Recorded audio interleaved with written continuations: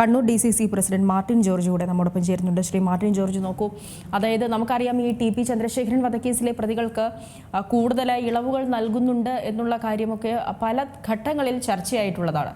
ആ ഒരു സമയത്താണ് അടിയന്തരമായ ഒരു പരോൾ അത് കൊടിസുനിക്ക് ലഭിക്കുന്നത്. അതുപോലെ തന്നെ ഈ കേസിലെ പ്രതികൾ പോലീസ് ഉദ്യോഗസ്ഥരുടെ സാന്നിധ്യത്തിൽ മദ്യപിച്ചെന്ന് കണ്ടെത്തിയ ഒരു കാര്യം, അതിലൊക്കെ പോലീസ് ഉദ്യോഗസ്ഥർക്ക് സസ്പെൻഷൻ ലഭിച്ചിരുന്നു.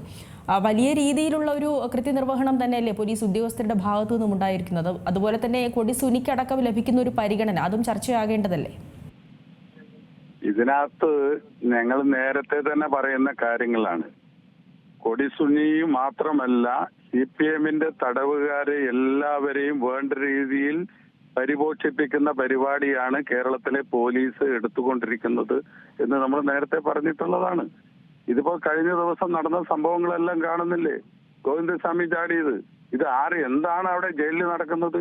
ജയിലിലെ പ്രതികളെ, കൊലക്കേസിലെ പ്രതികളെ കൂട്ടിക്കൊണ്ടുപോവുക, പോലീസിന്റെ സാന്നിധ്യത്തിൽ മദ്യപിക്കുക, എന്നിട്ട് അവരെ വീണ്ടും ജയിലിലേക്ക് കൊണ്ടുവെക്കുക, ജയിലിലുള്ളവർക്ക് മദ്യം കൊണ്ട് പോലീസ് കൊടുക്കുക, ഫോൺ കൊടുക്കുക, കഞ്ചാവ് കൊടുക്കുക.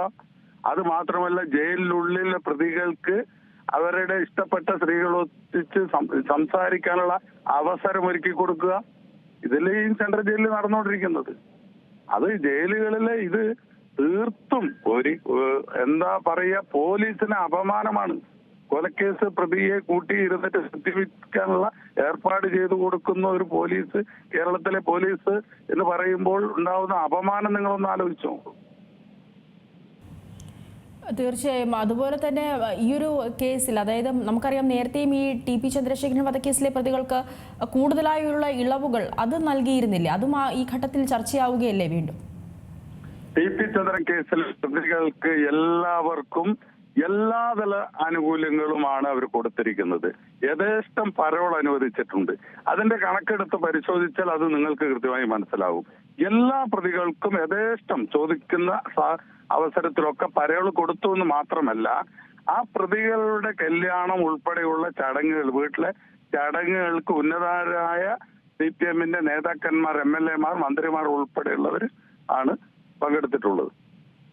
തീർച്ചയായും താങ്കൾ നേരത്തെ സൂചിപ്പിച്ചു വെച്ച കാര്യം അതും വളരെ പ്രധാനമാണ്. അതായത് ഇപ്പോൾ ഈ പോലീസുകാരുടെ ഭാഗത്തു നിന്നും ഉണ്ടാകുന്ന ഔദ്യോഗിക കൃത്യനിർവഹണത്തിലെ ഒരു പിഴവ് അത് വലിയ രീതിയിൽ തന്നെ ചർച്ചയാകുന്നുണ്ട്. നേരത്തെ പറഞ്ഞതുപോലെ ഈ ഗോവിന്ദസ്വാമി അടക്കമുള്ളവർ ജയിൽ ചാടിയതും, അതുപോലെ തന്നെ ഇപ്പോഴിതാ ഈ പ്രതികളുടെ കൂടെ മദ്യപിക്കുന്ന ഒരു സ്ഥലത്ത് അത് അവിടെ പോലീസിന്റെ സാന്നിധ്യം ഉണ്ടായിരുന്നതുമൊക്കെ വലിയ രീതിയിലുള്ള പിഴവ് തന്നെയാണ്.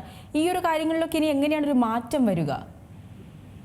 ഈ ഒരു രീതിയിൽ CPM ഭരിക്കുന്നിടത്തോളം കാലം ഈ രീതിയിൽ മാറ്റം വരുന്നുള്ള വിശ്വാസം ഞങ്ങൾക്കില്ല. നിയമസഭയിൽ ഉൾപ്പെടെയുള്ള, അതുപോലെ തന്നെ മറ്റ് MP-മാരും മറ്റ് കോൺഗ്രസിന്റെ നേതാക്കന്മാരൊക്കെ പല ഘട്ടങ്ങളിലായി ഇത് കൃത്യമായി പറഞ്ഞിട്ടുള്ള കാര്യങ്ങളാണ്. പക്ഷെ ഒരു മാറ്റവും കേരളത്തിലെ ജയിലിൽ വരുമെന്നുള്ള വിശ്വാസം ഞങ്ങൾക്കില്ല. കേരളത്തിലെ ജയിലിലെത്തുന്ന ക്രിമിനലുകളായിട്ടുള്ളവർ ഉദ്യോഗസ്ഥരായി മാറുന്നു. അവിടെയുള്ള ഉദ്യോഗസ്ഥർ തടവറയിലാണ്. ഇതാണ് സംഭവിച്ചുകൊണ്ടിരിക്കുന്നത്. അതുകൊണ്ട് ജയിലിൽ നന്നാകുമെന്നുള്ള ഒരു വിശ്വാസവും ഞങ്ങൾക്കില്ല. നന്ദി ശ്രീ മാർട്ടിൻ ജോർജ് പ്രതികരിച്ചതിന്. ഏറ്റവും പുതിയ വാർത്തകളും വിശേഷങ്ങളും വിരൽ തുമ്പിലറിയാൻ Zee മലയാളം ന്യൂസ് എല്ലാ ഡിജിറ്റൽ പ്ലാറ്റ്ഫോമുകളിലും ലഭ്യം.